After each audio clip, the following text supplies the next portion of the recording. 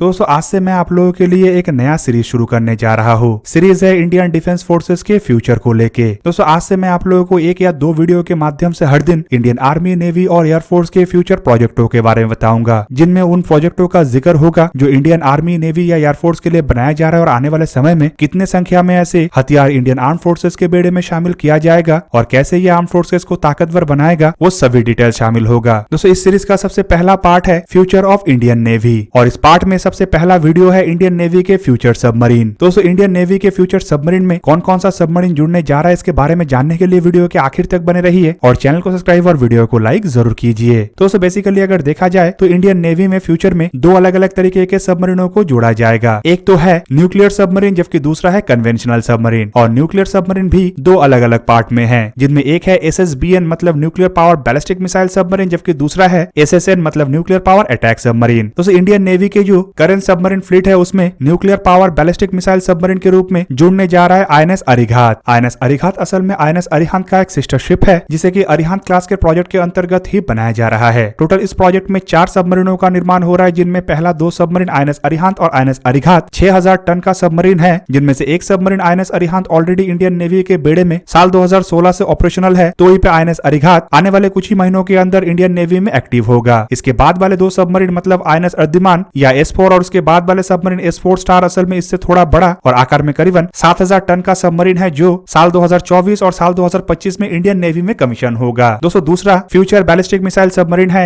S5 class का submarine. दोस्तों ये सबमरीन असल में इससे भी काफी गुना बड़ा और करीब करीब दुगना वजन का सबमरीन होने जा रहा है और ऐसा टोटल 3 सबमरीन इंडियन नेवी के लिए बनेगा। S5 क्लास के सबमरीन के अंतर्गत 13,500 टन के 3 सबमरीनों को करीबन $1.3 बिलियन के बजट के साथ बनाया जाना है। दोस्तों ये submarine intercontinental range ballistic missile मतलब K5 और K6 जैसे मिसाइलों को कैरी करेगा और ये इंडियन नेवी के लिए 3rd जनरेशन के nuclear power ballistic missile submarine होगा। हालांकि फिलहाल 3 सबमरीनों का ही जिक्र किया जा रहा है, लेकिन कुछ रिपोर्टों में यह भी दावा किया जाता है कि इन 3 सबमरीनों के बाद शायद और अतिरिक्त 3 सबमरीनों को भी इंडियन नेवी के लिए बनाया जाए। दोस्तों S5 के बाद नाम आता है INS चक्र का, जो कि एक न्यूक्लियर पावर अटैक सबमरीन है और आपके जानकारी के लिए बता दूं कि ये रशियन सबमरीन है और भारत इसे बना नहीं रहा है बल्कि रशिया से लीज में हासिल कर रहा है। 12,770 टन से लेकर 13,800 टन के दरमियान का ये जो सबमरीन है ये एक बहुत ही घातक सबमरीन है, जिसे लेकर 7 मार्च 2019 में भारत के द्वारा रशिया को ऑर्डर दिया गया था। डील के अंतर्गत $3 बिलियन की लागत से इस सबमरीन को भारत लीज में हासिल कर रहा है और इसे चक्र 3 के प्रोजेक्ट के नाम पे इंडियन नेवी में शामिल किया जा रहा है। साल 2025 तक ये सबमरीन शायद इंडियन नेवी में शामिल हो जाए और उसके बाद शायद 10 से 12 साल तक इसे इंडियन नेवी में इस्तेमाल किया जाए। दोस्तों ये परमाणु हथियारों से लैस नहीं हो सकता बल्कि इसमें क्रूज मिसाइल और टॉर्पेडो का इस्तेमाल किया जाता है और इस सबमरीन पानी के नीचे लंबे समय तक रह सकता है और इंडियन नेवी के द्वारा इसे असल में अपने बेड़े में कोई भी न्यूक्लियर पावर अटैक सबमरीन ना होने के कारण ही लीज में लिया जा रहा है। पर दोस्तों शायद ये इंडियन नेवी के आखिरी लीज में लिए गए सबमरीन होगा, क्योंकि बताया जा रहा है कि इंडियन नेवी के द्वारा अपने खुद के न्यूक्लियर पावर अटैक सबमरीनों के प्रोजेक्ट के ऊपर भी काम किया जा रहा है और यही इंडियन नेवी के नेक्स्ट फ्यूचर सबमरीन है। प्रोजेक्ट 75 अल्फा या प्रोजेक्ट 75A के अंतर्गत Indian navy 6 indigenous nuclear power attack सबमरीनों को बनाने को लेकर काम कर रहा है। ये करीबन 6000 टन का सबमरीन होगा और गवर्नमेंट की तरफ से ऐसे 6 सबमरीनों को बनाने को लेकर साल 2015 के फरवरी महीने में ही अप्रूवल दे दिया गया था। रिपोर्ट के मुताबिक इनिशियल ऐसे 3 सबमरीनों को साल 2023 से साल 2024 के दरमियान बनाना शुरू किया जाएगा, जबकि बाद में और 3 सबमरीनों को बनाने को लेकर अनुमति दिया जाएगा। इस प्रोजेक्ट के अंतर्गत पहला सबमरीन साल 2032 तक इंडियन नेवी के बेड़े में शामिल किया जाना है। दोस्तों ये सबमरीन वरुणास्त्र हैवीवेट टॉर्पेडो, निर्भय, ब्रह्मोस जैसे क्रूज मिसाइल और ब्रह्मोस 2 जैसे हाइपरसोनिक मिसाइलों से लैस होगा। इसके अलावा स्वदेशी और भी कई तरीके के हथियारों से ये लैस होगा। दोस्तों सबमरीनों के प्रोजेक्ट में अगर डीजल इलेक्ट्रिक सबमरीनों को देखा जाए तो इंडिया के नेवी के बेड़े में फ्यूचर में 3 सबमरीनों को जोड़ने का तैयारी किया जा रहा है, जिनमें दोस्तों एक सबमरीन तो ऑलरेडी इंडियन नेवी के बेड़े में जुड़ चुका है और इसमें से केवल मात्र और 2 ऐसे सबमरीन बचा है जिसे इंडियन नेवी में जोड़ा जाना बाकी है। ये सबमरीन है कलवेरी क्लास सबमरीन या फिर कहे तो फ्रांस के नेवल ग्रुप की तरफ से बनाया हुआ स्कॉर्पियन सबमरीन। दोस्तों ये सबमरीन मजेगांव डॉकयार्ड लिमिटेड में फ्रांस के नेवल ग्रुप की मदद से बनाया जा रहा है। प्रोजेक्ट 75 के अंतर्गत इसे बनाया जा रहा है और दोस्तों टोटल 6 ऐसे सबमरीन बन रहा है, जिनमें 4 सबमरीन ऑलरेडी इंडियन नेवी के बेड़े में शामिल हो चुका है। पहला सबमरीन INS कलवेरी को दिसंबर 2017, दूसरे को सितंबर 2019, तीसरे को मार्च 2021 और चौथे को नवंबर 2021 में इंडियन नेवी में शामिल किया गया है। हालांकि 5वां सबमरीन को लेकर बताया जा रहा है कि आने वाले कुछ ही दिनों के अंदर शायद ये इंडियन नेवी में कमीशन हो जाए और छठा और आखिरी सबमरीन जो ऑलरेडी लॉन्च हो चुका है उसे साल 2024 के मार्च महीने तक इंडियन नेवी के बेड़े में शामिल कर लिया जाएगा और इसके साथ साथ मजेगांव डॉकयार्ड लिमिटेड का काम भी समाप्त होगा। हालांकि प्रोजेक्ट 75 के बाद प्रोजेक्ट 75 आई भी इंडियन नेवी का एक महत्वपूर्ण सबमरीन का प्रोजेक्ट है जो फिलहाल कई तरीके के डिले से गुजर रहा है। दोस्तों इस प्रोजेक्ट के अंतर्गत भी 6 डीजल इलेक्ट्रिक सबमरीनों को इंडियन नेवी के लिए तैयार करना है और वो भी संपूर्ण टेक्नोलॉजी ट्रांसफर के साथ इंडिया के शिपयार्ड में। पर ये सबमरीन कलवरी क्लास सबमरीनों के मुकाबले में वजन में भारी और आकार में बड़ा होने के साथ साथ अधिक सोफिस्टिकेटेड और टेक्नोलॉजिकली एडवांस होगा। इन सबमरीनों में एयर इंडिपेंडेंट प्रोपल्सन सिस्टम, आधुनिक बैटरी, आधुनिक हथियार, इवन वर्टिकल लॉन्चिंग सिस्टम भी होगा ताकि ये क्रूज मिसाइलों को भी दाग सके। पर फिलहाल ये प्रोजेक्ट लगातार डिले से गुजर रहा है। दोस्तों ये प्रोजेक्ट ऑलरेडी 6 महीना डिले किया जा चुका है और रिक्वेस्ट फॉर इन्फॉर्मेशन जारी करने के बाद इसे लेके जो सबमिशन का डेट जून महीने का था उसे आगे बढ़ा के दिसंबर महीने तक किया गया था। और हाल ही के एक रिपोर्ट में जानकारी दिया गया है कि मिनिस्ट्री ऑफ डिफेंस की तरफ से फिर से इसे एक बार आगे बढ़ा के दिसंबर महीने तक एक्सटेंड कर दिया गया है।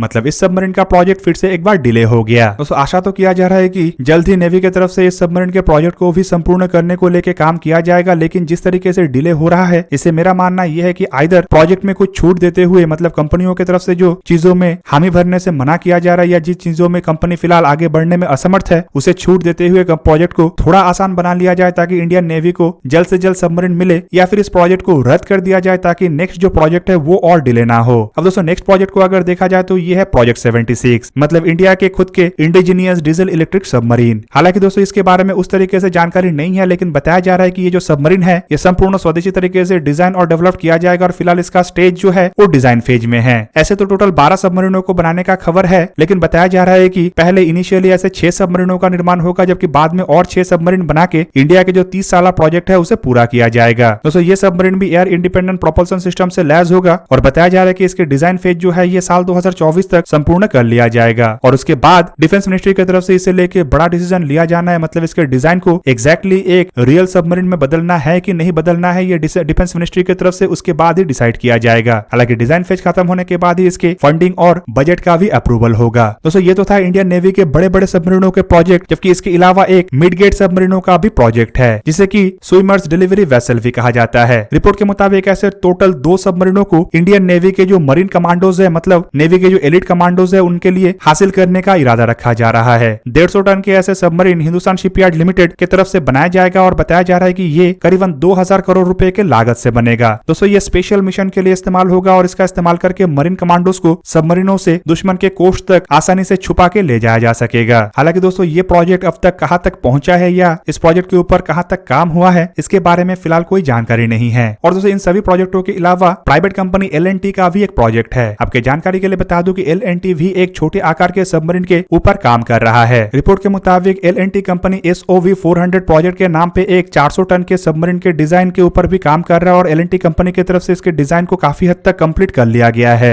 डिजाइन का ऑफर भी रखा गया है, लेकिन LNT कंपनी की तरफ से इसे लेकर डील सिक्योर करना अब तक संभव नहीं हो पाया। हाल ही में यह भी जानकारी दिया गया था कि LNT कंपनी इस डिजाइन को विदेशी कस्टमरों के सामने भी पेश करेगा और अगर किसी कस्टमर की तरफ से इसे चुना जाता है तो LNT कंपनी उस कस्टमर के लिए ये सबमरीन को भी निर्माण कर सकता है। हालांकि भारत के लिए LNT कंपनी के द्वारा सबमरीनों के निर्माण के ऊपर तभी काम किया जाएगा या इसका प्रोटोटाइप को तभी बनाया जाएगा जब इसे लेके अप्रूवल दिया जाएगा या फिर ऐसे कोई भरोसा दिया जाता है कि इन सबमरीनों को इंडियन नेवी के बेड़े के लिए खरीदा जाएगा, क्योंकि ऐसे सबमरीनों के प्रोटोटाइपों को बनाना काफी खर्चेलू होता है और काफी मेहनत का काम होता है। ऐसे में प्रोटोटाइपों को बना के अगर उसके बाद इसे रिजेक्ट किया जाता है तो ये LNT के लिए घातक साबित हो सकता है। तो दोस्तों ये था आज का वीडियो। अगर आपको वीडियो अच्छा लगा तो लाइक कीजिए और मेरे चैनल को सब्सक्राइब कीजिए और साथ में बना हुआ बेल आइकन को भी प्रेस कर दीजिए ताकि आप मेरा वीडियो देख पाए सबसे पहले। जय हिंद।